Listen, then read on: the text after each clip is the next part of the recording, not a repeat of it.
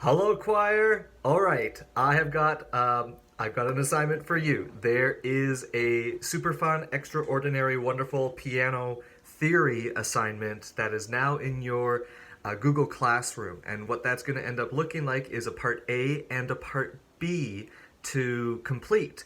And I have made it very approachable so that you can choose your own level.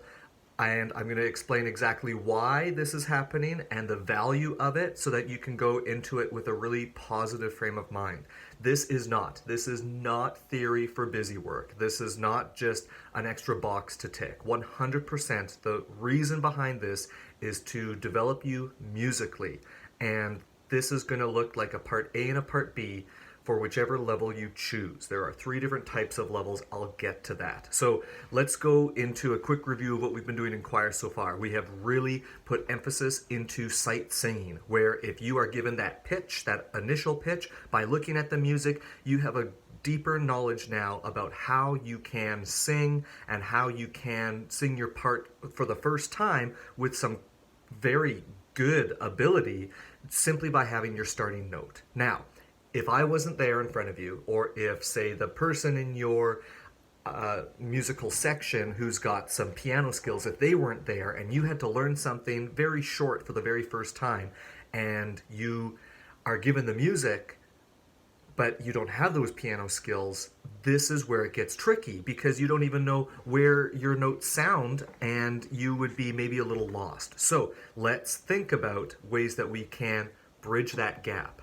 And what I've come up with is using a website and kind of tailoring two exercises for whichever level you choose that is going to take your ability to do something musical with your voice to the next level. So let's take a look at level one.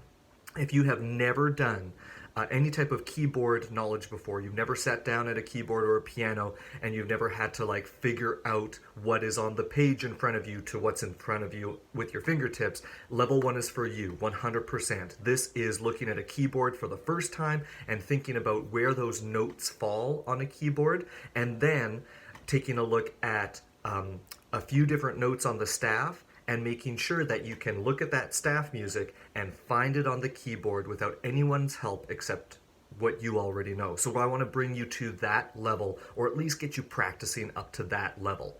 Now, let's say you already can do that a little bit, but you just want a refresher. Level two is for you, where you are going to use those same skills, only I'm going to get you to do the sharps and the flats and all of the things that maybe take it to the next level as a good refresher, but you've already done a little bit of piano before and you're okay with trying to figure out your notes, and this is just a good review for you. That's level two. Now, level three would be if you've taken piano lessons before, you're really competent with being able to look at music and play it on the piano, and level one and level two, those might not be challenging enough for you. So level three is for those people that have those piano skills strongly developed, and this is going to be kind of training your ears. So it's going to be a little bit more ear training so it can get you focusing on what leaps sound like and what those interval jumps are going to be. I'm super excited to at least put out something that can challenge you musically for a choir base moving forward. So think about that. You've got an assessment once a month when it comes to this theory stuff.